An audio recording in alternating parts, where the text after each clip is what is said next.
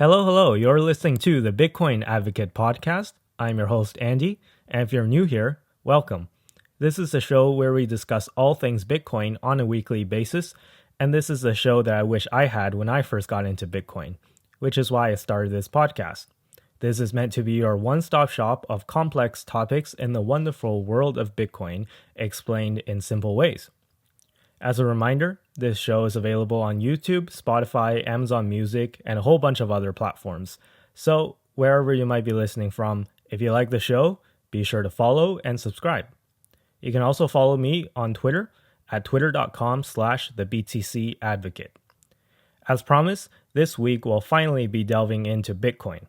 Before we attempt to explore how Bitcoin can be used to fix the problems in our fiat monetary system, as was described in previous episodes, we should first spend some time talking about what exactly Bitcoin is and how it works. So to begin, the analogy that I like to give people is start with a game of Monopoly. A Monopoly as in the board game. So for those of you who've never played Monopoly, it's a board game where you start off with a certain amount of money and you go around the board to try and acquire as much real estate as possible. If your opponent lands on a piece of real estate that belongs to you, then they have to pay you rent. And you win when you bankrupt all the other players and get all their money. Sounds like capitalism in a nutshell, right? Well, essentially, that's what it is. It's a mini game of capitalism at its finest. Now, an interesting theory about Monopoly is that there's obviously transactions going on as the game is going in progress. You can buy a piece of land from the bank if no one else owns it yet, or you can also trade with other players. So you can buy a piece of land directly from another player if they would like to trade with you. So it would be really boring for the person involved who has to run the bank, called the banker, if you had to designate someone whose only job is to be the banker, because they have to sit and watch the whole game. So the banker is naturally a player in the games themselves. Now, this could potentially be a problem, though, because the incentives here are in conflict. So the players all want to win, but if they're running the bank, which according to the game's rules has infinite money, by the way, what's to stop them from cheating? Like, if I was designated the banker and I ran out of money, why can't I just dip into the bank and get more money for myself at any time? And if I wanted to buy a piece of land from the bank, what's to stop me from selling the piece of land to myself for $1? Well, the answer is that Monopoly relies on a decentralized and open, transparent ledger system. Let me explain. When you make a transaction in Monopoly, the point is that you have to show all the other players exactly what you're doing at all times. So under normal circumstances, let's say that you wanted to buy a piece of land for $100. You're supposed to reach into your pile, show that you do indeed have $100 in available funds, and show that the price is indeed what you said it was. And the other players should watch you as they do this transaction. If the other players don't trust you, if you're not the designated banker, they can also opt to have another player do the transaction. But the whole point is that whoever is doing the transaction must do it out in the open for everyone to see and verify that it is correct. So Monopoly relies on a system that is self-reinforcing, meaning that the rules of the system itself is designed in such a way to keep the system going, such as verifying that transactions are legitimate without the need for a centralized power or any other outside help other than the participants of the game itself. So with this system, similar to what we see in Monopoly, if I try to cheat, then at least one or most likely a few of the other players would see me cheating and stop me. Of course, you can still try to cheat and hope that the others don't catch you, but what if I replace the human players with computers that are always watching, never make mistakes, and they never get tired? And this is similar to how Bitcoin works. Bitcoin is just a running tally or a ledger, which has a huge list of transactions. It's every transaction that has ever happened on the Bitcoin network. It all has to get verified and recorded down onto this ledger. So it's almost like a bar tab if you think about it. For example, let's say it's Alice who has 3 BTC and Bob has 2.5 BTC, but Bob is trying to send Alice 1 BTC right now. So we'll need to post that transaction onto the ledger and update all their balances. The transaction will say deduct 1 BTC from Bob and add 1 BTC to Alice. At any moment, there's thousands and thousands of Bitcoin transactions that people are trying to send to each other, and the network scoops them up and organizes them into groups, and these groups are called blocks. So a block is just a whole bunch of transactions grouped together. Okay, so now we have a bunch of blocks, which again are groups of transactions. Now comes the problem of how do we verify the validity of these transactions to make sure there's no funny business going on. Remember, all these transactions are open to the public for anyone to see, but we should still get someone to double check just to make sure that these transactions are indeed legitimate. Examples of illegitimate transactions might include things like spending the same coin twice to different people, called double spending more coins than you have, so you can never have a negative balance, right? Because then you've overspent. So obviously you can see why that's not allowed. And obviously you can't counterfeit coins, so you can't spend coins that don't exist and things like that. Well, this is where also the decentralized aspect comes in. So again, think back to the monopoly example. The reason why we don't want a single entity or even a small group of entities running this ledger is that we don't want this ledger to shut down or get corrupted because whoever is running it decided that they didn't want to do it anymore, or they get hacked, or they manipulate the transactions on the ledger, or something happens, right? We can't just trust one person or even a small group of people. So the more people we have running it and the more people we have supervising to make sure that the rules are enforced, the better it is. And furthermore, we want the people that are supervising the ledger to not know each other ideally so that they don't collude. So the ideal is that we want as a diverse of a group of people as possible. And I'm using the word people loosely because in reality, they could be computers that are programmed by people to verify these transactions. But in any case, the point is that we want to be able to trust this ledger, and we want to do it in a decentralized way. We don't want a single point failure. So I'm not sure if any of you are Star Wars fans, but an example of a single point failure would be that vent in the Death Star, right? So if you shoot that particular place in the Death Star, the entire thing explodes. And obviously that's very bad, and that's a horrible design flaw. But that's an example of a single point failure. So we obviously don't want anything similar to that when we are building an incorruptible ledger that we're going to use to run all our money on. But anyways, we'll circle back onto the decentralized aspect later. But for now, let's talk about how do we provide an incentive for people that are adding new transactions to the ledger and how to incentivize them to keep it running. So Bitcoin's solution to this problem is called proof of work. And we'll delve deeper into exactly how proof of work works in a later episode. But for now, let me try to explain sort of the overarching idea. So say if you're on a computer, and let's say if you have a file that says, I have 100 Andy coins. And you're like, great, this file represents 100 Andy coins. But if I wanted 200 Andy coins, well, why don't I just copy and paste this file? So you do. And now you have two files. And you're like, wow, if money was just a line of code, wouldn't it be nice? Because I can just copy and paste as much as I want. So obviously you can't do this with physical objects. If you have a bar of gold, then you can't just copy and paste a bar of gold and get 2 bars of gold. So for example, say if you needed to use the gold to use in some manufacturing process, well then gold is a resource, right? You use it and it's gone, and to get more is really hard. But with that logic though, is it possible to make a digital resource? As in have a digital thing, a thing that only sits on computers, that is also a resource. So at first it seems like it's impossible to create a digital resource. But here's where the genius of proof of work comes in. So the whole idea of proof of work is to create a digital resource. But how, you might be asking? Well, to explain this, I first must introduce a concept that might sound a little bit intimidating at first, but I promise I will guide you through it. We must talk about something called a cryptographic hashing function. So imagine if you had a black box.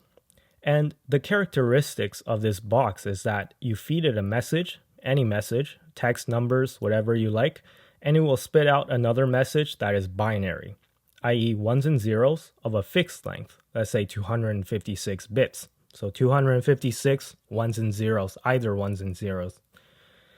So, for example, if you feed it the sentence, hello world, it will give you some output that looks like a random jumble of ones and zeros that's 256 bits in length.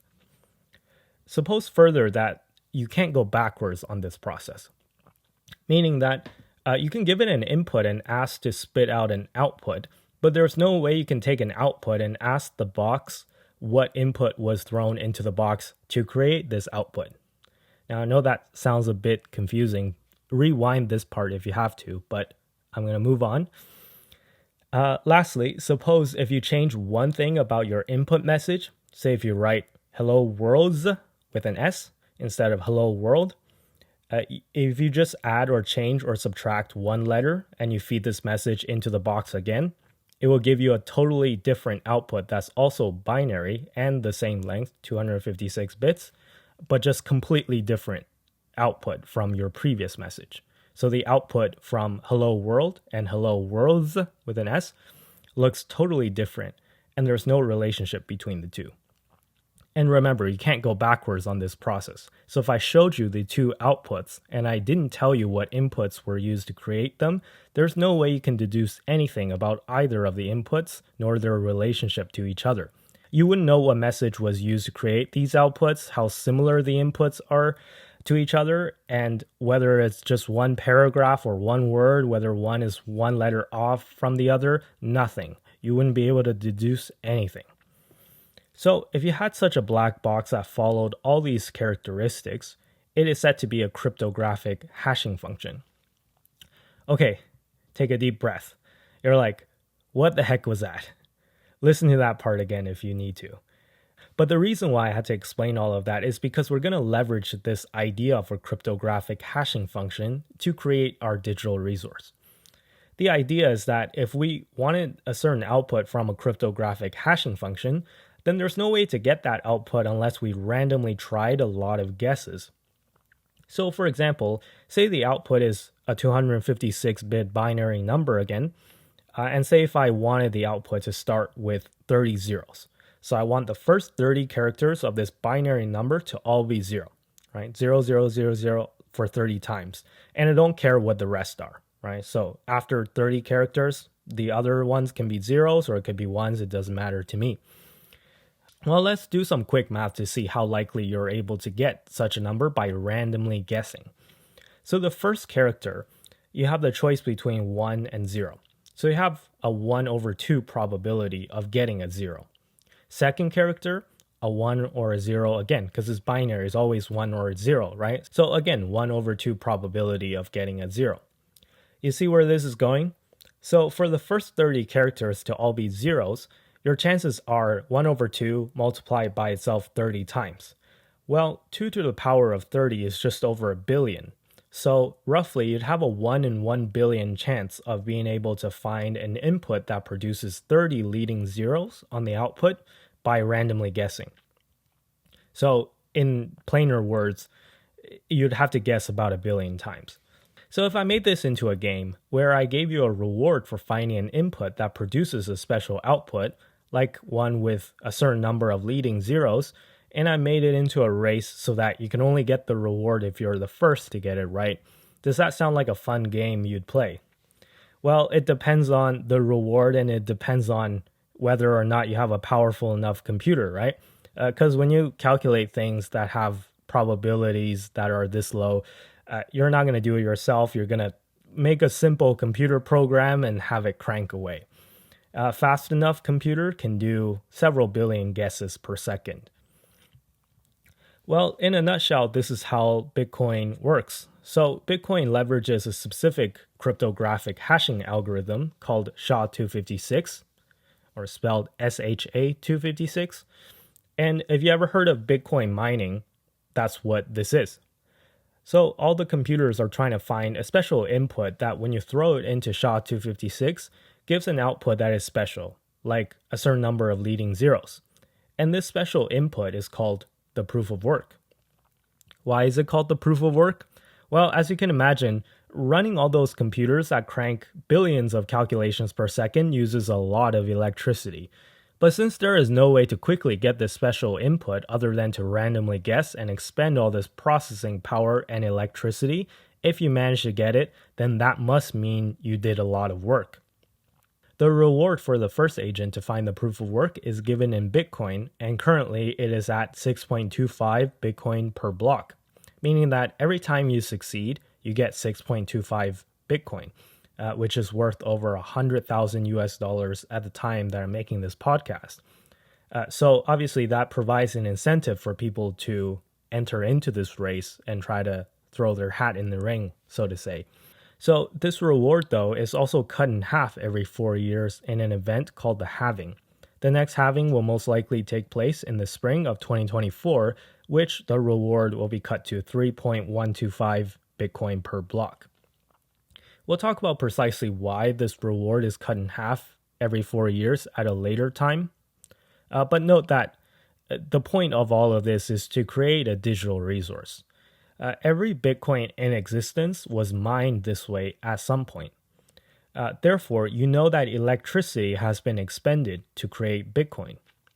Therefore, you cannot just copy and paste Bitcoin since you'll need to mine it. And recall that all the way from episode 1 where we talked about the axiom of money, can you see how this relates to the axiom of money? Recall that the axiom of money states that tangible work or effort must be expended to create more money, or else the money trends towards worthlessness.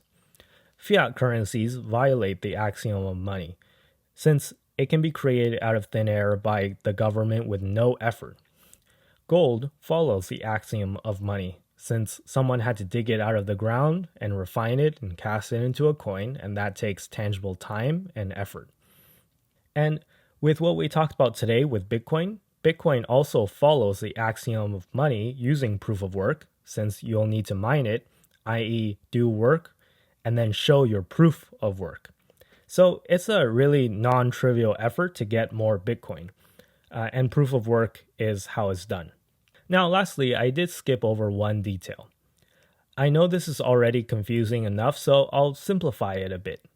The input that we put into SHA-256 when we try to guess the special output with the amount of leading zeros, that input contains information from the previous block of the transaction that's already on the ledger. So recall the property that if I change even one thing on the input of what I put into a cryptographic hashing function, that changes the entire output. So this means that if I change one thing on the ledger that's, say, 3 blocks back where we are currently on the ledger, then that will invalidate the proof of work on the second block, which will invalidate the proof of work on the first block, and so forth. So it ruins everything afterwards. So every subsequent block is now broken once I change one thing because you no longer have an input that makes that special output with the leading zeros anymore. So in brief, again, if you change one thing on one block, it completely ruins every subsequent block that comes after it. This is how we can be sure that no one has tampered with a transaction once it's on the ledger, because as soon as you change even one thing, no matter how small, as long as it is a change, then it ruins everything that comes after it. And anyways, as you can see, with proof of work and just how the cryptographic hashing functions work, we tied all these blocks together where there's a notion of which block came first and which block came afterwards, and each block is dependent on the previous one. So it's a chain of blocks, right? So this is why we call this ledger a blockchain. Okay, well, that's enough new information for one day. Let me just summarize everything briefly. So we talked about how Monopoly is an open system where transactions are publicly announced and the participants in the network are simultaneously able to supervise transactions and to supervise each other to make sure that we're all following the rules, which is similar to how Bitcoin works. So whenever you make a Bitcoin transaction, it also needs to get broadcasted for everyone on the network to see.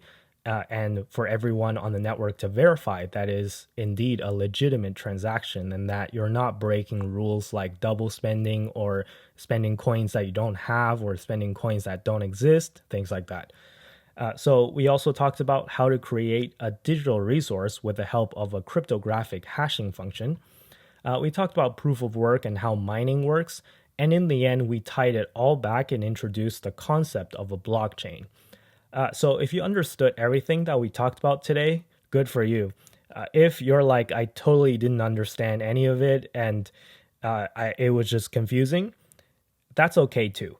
We're going to spend more than 1 week talking about the technology behind Bitcoin for sure, but I just want to set up for the next few weeks where we'll talk about how Bitcoin can fix a lot of the problems in our current monetary system. So with that, next week, we'll talk about the 6 properties of money again. And now that we're armed with our newfound knowledge of Bitcoin, we'll evaluate Bitcoin against the 6 properties. For now, I'll leave the episode here. And thank you all for listening. And I hope you all have a wonderful week. Thank you.